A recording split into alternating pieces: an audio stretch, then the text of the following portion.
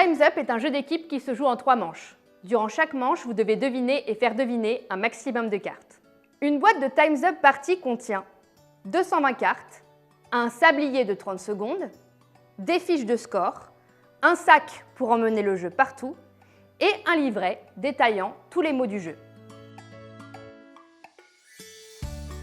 Les joueurs composent tout d'abord des équipes et choisissent leur couleur de jeu, bleu ou jaune. Ils mélangent ensuite le tas de cartes et en distribuent 40 entre les joueurs.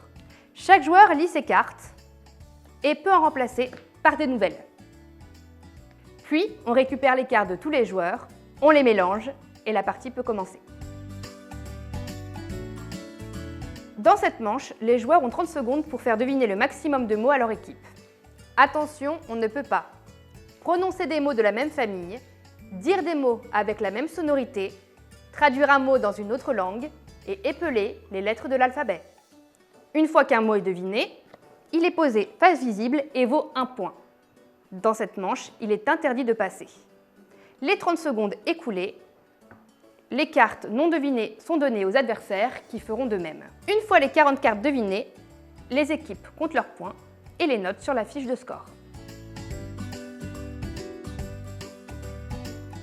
On récupère les cartes, on les mélange et on les passe à l'équipe suivante. Dans cette manche, 3 différences avec la première. Le joueur ne peut proposer qu'un seul mot pour faire deviner sa carte.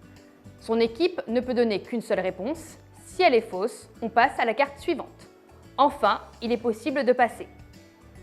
Le sablier écoulé, on récupère toutes les cartes non devinées, on les mélange et on les passe à l'équipe adverse. Quand toutes les cartes sont devinées, les équipes comptent leurs points et les inscrivent sur la fiche de score.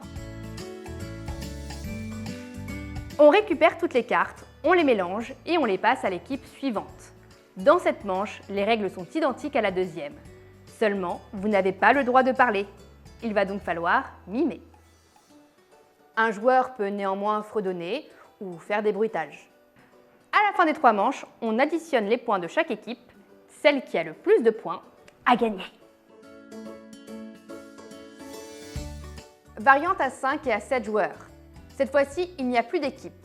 Le joueur va jouer avec ses voisins de droite et de gauche et les points sont comptés individuellement. Le joueur qui a la pioche va devoir faire deviner le mot à son voisin de gauche. Si celui-ci devine, la carte est installée entre les deux. Une fois que le sablier est écoulé, on donne les cartes au joueur à gauche de celui qui devinait.